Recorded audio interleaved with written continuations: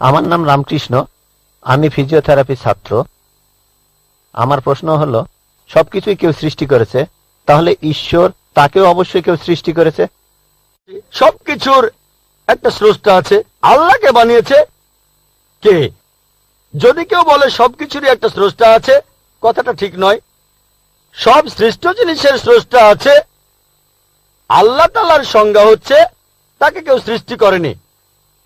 যখনই বলবেন কে আল্লাহকে বানিয়েছে, সে আল্লাহ নয়।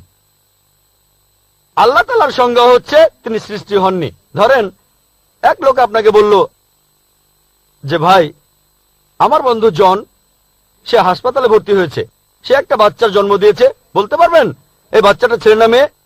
বলতে পারবেন? চেষ্টা করেন, দেখেন। পারবেন না কেন?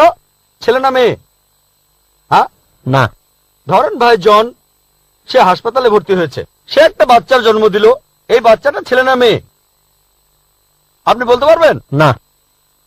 না। 50% চান্স ছেলে না মেয়ে। লোকজন সবাই হাসছে কেন? বলতে পারবেন? পারবেন না কেন? যে উত্তরই বলেন সেটা কি ঠিক হবে? চেষ্টা করে দেখেন, যে বাচ্চাটা জন্মালো সে কি ছেলে না মেয়ে? চেষ্টা করেন। মেয়ে। মেয়ে।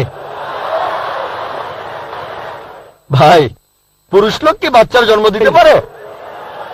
হ্যাঁ, এখানে আপনি ভুল করেছেন। একইভাবে ভুল করেছেন যখন বললেন কে আল্লাহকে বানিয়েছে। পুরুষ লোক কোনো বাচ্চার জন্ম দিতে পারে না, তাহলে তো মেয়ে বা ছেলে হওয়ার প্রশ্নই আসে না। এখন কি আপনি বুঝতে পেরেছেন?